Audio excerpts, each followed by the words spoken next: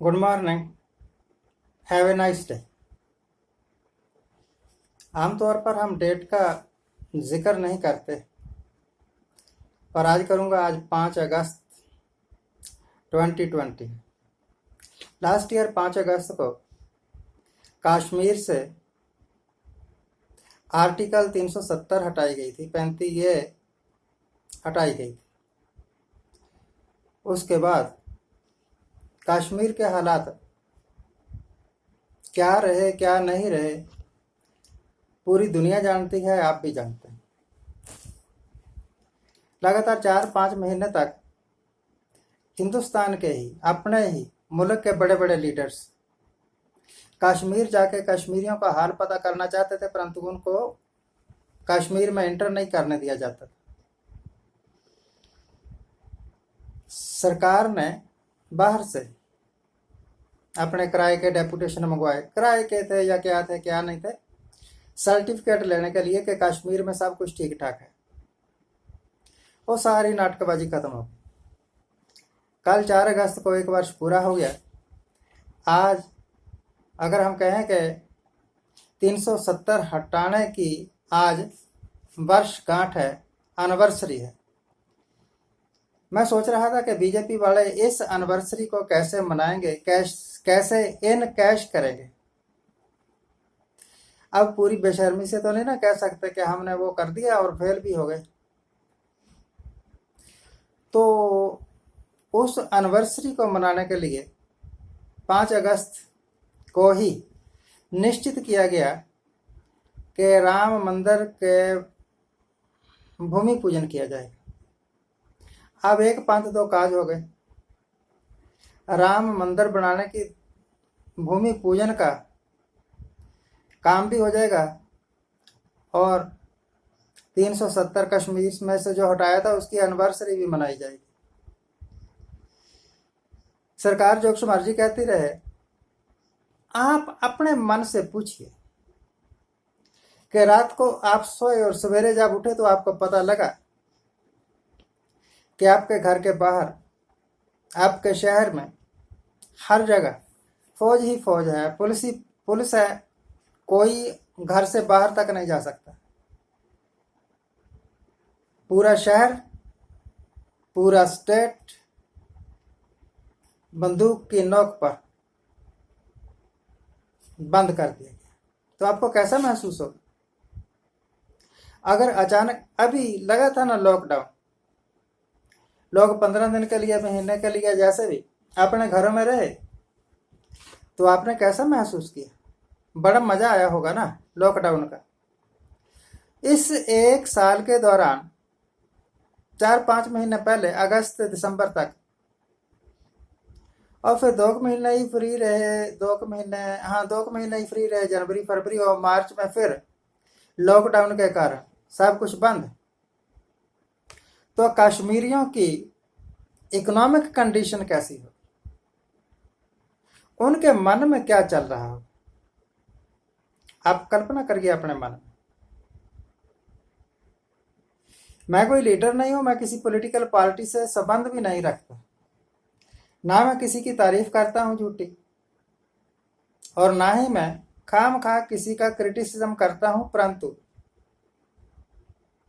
कश्मीरी लोगों के मन को इन्होंने फाड़ दिया है। अगर दूध में थोड़ी लस्सी डाल दो ना, दही डाल दो, तो दूध फट जाता है, किसी काम का नहीं रहता। तो जब मन फट जाए तो प्यार नाम की चीज नहीं रहती। कश्मीरी लोग डरते हैं कि अगला कदम ये पता नहीं क्या उठा देंगे, और सरकार भी डर रही है। हैरानी की बात है, ये सरकार भी डर रही है कि 5 अगस्त आ गया, इस दिन हमने एक बहुत बड़ा कदम उठाया था। इनकी निगाह में ये इनकी मार्वलस अचीवमेंट है, परंतु यही ब्लंडर मिस्टेक भी है। कश्मीर के मुस्लिम लोग, मुस्लिम बहुत स्टेट है ना, मन में क्या सोचते हैं, यही डर सरकार को खाया जा रहा है। इस करके 4 और 5 तारीख को कर्फ्यू लगा दिया श्रीनगर में। और भी कई जगह लगाया हुआ होगा, और कोई पता नहीं, ये अगले 5-10 दिन भी बढ़ सकता है, महीना भी बढ़ सकता है। सरकार बनाई जाती है ताकि जनता को वो सुख दे। कोई भी सरकार बनाना पसंद नहीं करेगा अगर पता लगे कि जब ये सत्ता में आ जाएंगे तो ये हमारा जीना हराम कर देंगे। कश्मीरियों की बात छोड़िए आप एक मिनट के वास्ते, हमने कौन सा सुख प्राप्त कर लिया? पहले नोटबंदी में रगड़े लोग, फिर जीएसटी में रगड़े लोग, फिर इकोनॉमिक स्लो डाउन, फैक्ट्रियां बंद, अनएम्प्लॉयमेंट, ये सारा कुछ आपने भुगता, और लॉकडाउन में अब फिर रगड़े खा गए। सोचा तो था कि अच्छे दिन आएंगे, परंतु जो पहले दिन थे वो भी नहीं रहे। अब लगता है कि पहले का समय ठीक था। अनपढ़ आदमी को आपने प्राइम मिनिस्टर बनाया, कोई बात नहीं। ज्ञानी जैल सिंह भी अनपढ़ था, 8वीं पास था, परंतु उसने कोई गलत काम नहीं किया। ये भी अगर कुछ अच्छे लोगों की टीम बना के कोशिश करते तो हिंदुस्तान तरक्की की राह पर जाता। दूसरे मुल्क के, विश्व के दूसरे हिस्सों में क्या हो रहा है इस बात को छोड़िए, हिंदुस्तान में क्या हो रहा है इस बात को देखिए, क्योंकि हिंदुस्तान में जो कुछ भी हो रहा है उससे आप सब, मैं प्रभावित होते हैं।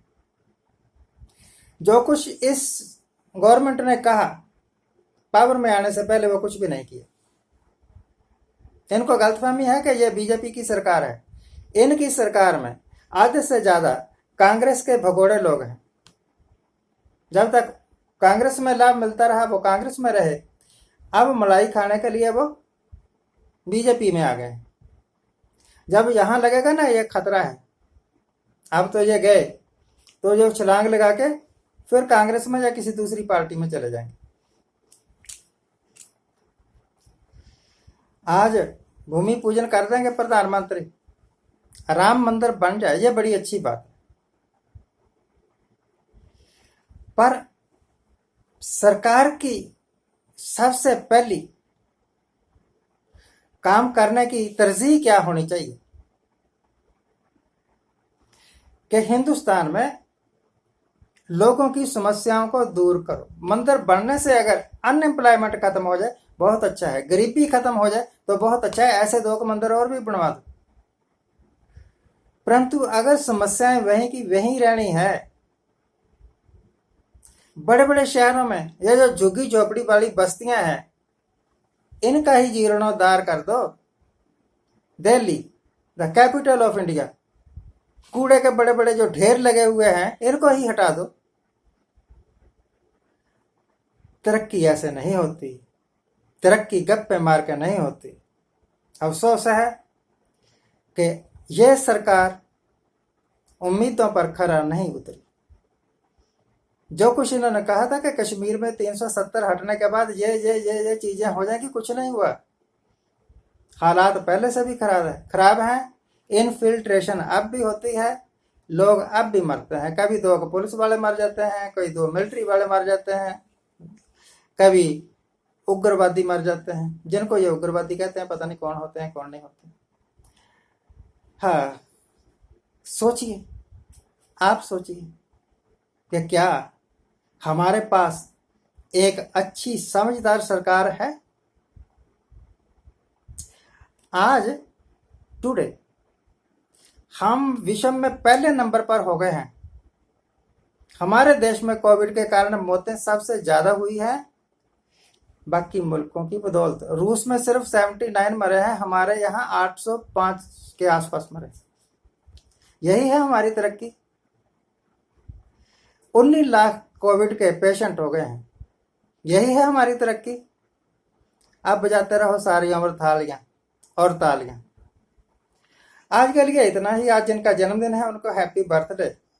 आज जिनकी मैरिज एनिवर्सरी है उनको बहुत बहुत शुभकामनाएं। सदा सुखी रहिए, आनंद प्रसन्न रहिए।